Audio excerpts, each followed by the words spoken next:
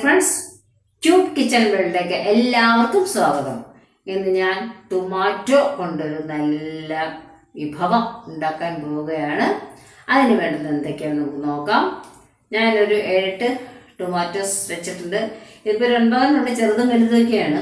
ഒരേ വലിപ്പത്തിലാണെങ്കിൽ വലിപ്പം എല്ലാം ഒരേ വലിപ്പം 5-6 മതി. ഇത് പല വലിപ്പമല്ലേ, അതുകൊണ്ടാണ്. ഒരു മീഡിയം സൈസ് സവാളയുണ്ട്.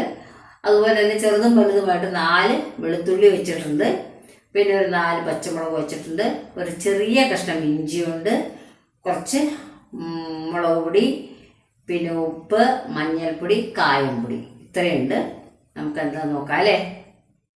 ആ ടൊമാറ്റോ എല്ലാം ഞാൻ ചെറുതായിട്ട് നുറുക്കി വെച്ചിട്ടുണ്ട്. ആ ഒരു സവാള അതും ചെറുതായിട്ട് നുറുക്കി വെച്ചു. അതുപോലെ ഇഞ്ചി, പച്ചമുളക്, വെളുത്തുള്ളി എല്ലാം നുറുക്കി വെച്ചിരിക്കുകയാണ്. ഞാൻ സാധാരണ എപ്പോഴും പറയുന്നതാണ്, ഞാൻ സാധാരണ ടൊമാറ്റോ എടുക്കുമ്പോൾ ഈ ടൊമാറ്റോയുടെ സ്കിന്നും അതിൻ്റെ സീഡ് ഞാൻ എടുക്കാറില്ല.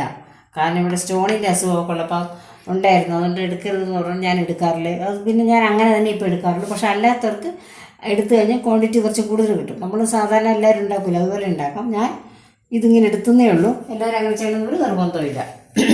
ഇനി ഞാനിതാ ചീനിച്ചട്ടി എടുത്ത് അടുപ്പത്ത് വയ്ക്കാൻ പോവാണ്.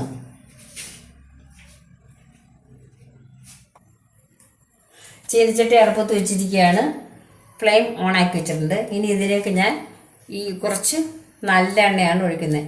ഇതയം നല്ല എണ്ണ ഞാൻ സ്ഥിരം ഉപയോഗിക്കുന്നത്. ഇത് ഞാനത് ഒഴിക്കുകയാണ് ഇതിലോട്ട്. ബാക്കി നല്ലെണ്ണ ഉപയോഗിക്കാം, പക്ഷെ ഞാൻ ഉപയോഗിക്കുന്നതുകൊണ്ട് ഞാനത് പറഞ്ഞതേ ഉള്ളൂ, പരസ്യമല്ല. നമ്മൾ നല്ലെണ്ണ ഒഴിച്ചിരിക്കുകയാണ്. ഇനി ഇതിലേക്ക് കടുക് വേണമെങ്കിൽ ഇടാം. ഞാൻ പക്ഷേ കടുകും വളരെ കുറച്ച് ഉപയോഗിക്കാറുള്ളൂ, അതുകൊണ്ട് ഞാൻ കടുക് ഇടുന്നില്ല. പകരം ഞാൻ ഉലുവ, ഒരു പിഞ്ച് ഉലുവ ഇട്ടു.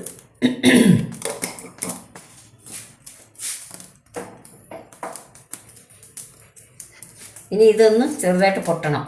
ഉലുവ പൊട്ടി കറിവേപ്പില ഇടുവാണ്. കറിവേപ്പില ഞാൻ കാണിച്ചില്ലായിരുന്നു, പക്ഷെ കറിവേപ്പില വേണമെങ്കിൽ ഇടാം. കറിവേപ്പില കണ്ടപ്പോൾ ഞാൻ കറിവേപ്പില കട്ടിയോ കാണുന്നു.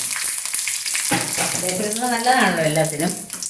ഇനി നമുക്കിതിലേക്ക് ഉള്ളി, സവാള അരിഞ്ഞിട്ടുണ്ടായിരുന്നില്ലേ, അതിട്ട് കൊടുക്കുകയാണ്.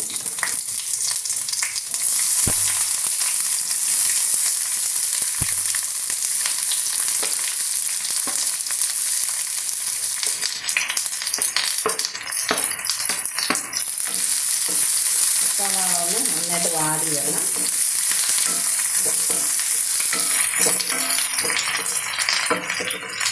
ഇനി ഇതിലേക്ക് നമ്മൾ ചെറുതായിട്ടൊന്ന് വാടി വന്നിട്ടുണ്ട്. ഇനി ഇതിലേക്ക് നമുക്ക് അരിഞ്ഞ് വെച്ച ആ ടൊമാറ്റോ, ഞാനിത് കളഞ്ഞുകൊണ്ടാണ് ഇങ്ങനെ ഇരിക്കുന്നത്. അതിൽ കുറച്ച് വെള്ളമയം വരുന്നത്, ടൊമാറ്റോ സ്കിന്നും അതിൽ സീഡൊക്കെ വെള്ളമയം വരും. ഞാൻ അത് പറഞ്ഞ് ഞാൻ എടുക്കാറുള്ളതാണ്.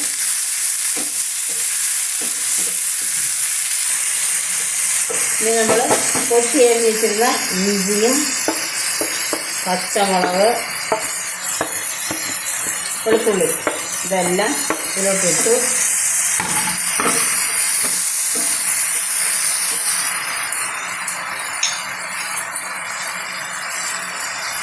ആവശ്യത്തിനുള്ള ഉപ്പ്.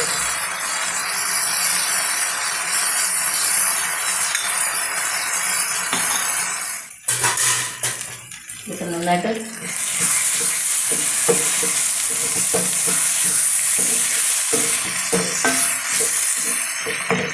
ഇനി ഇതിലോട്ട് നമുക്ക് ഒരൽപ്പം വെള്ളം ഒഴിക്കാം. തിളപ്പിച്ച് ആറ്റിയ വെള്ളം, ആറണം നിർബന്ധമില്ല, തിളപ്പിച്ച വെള്ളം.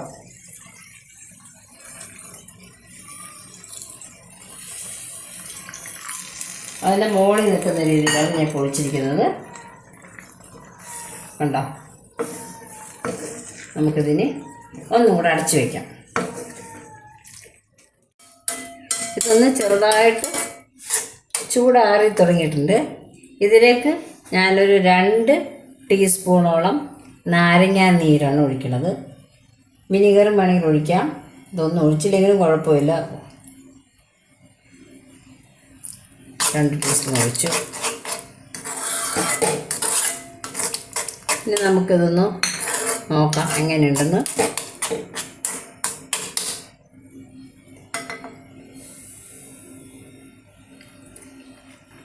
അടിപൊളി.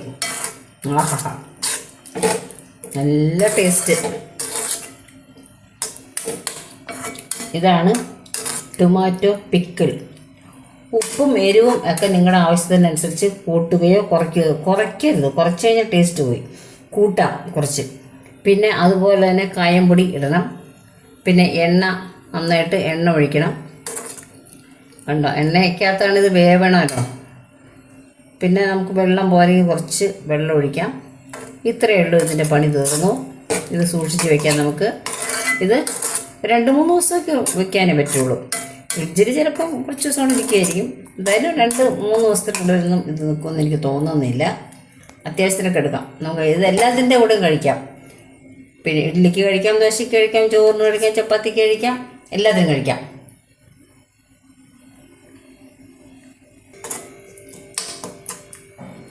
ഇത് ഞാൻ കാണിച്ചു തരാം. ഇപ്പം നമുക്ക് എല്ലാത്തിനും കൂടി ഇത് കഴിക്കാം. ഞാനിതാ ബ്രെഡിൽ തേക്കാൻ പോവാണ് ജാമിന് പകരം. ഇത് പിക്കിളാണ്, പിക്കിൾ, ടൊമാറ്റോ പിക്കിൾ.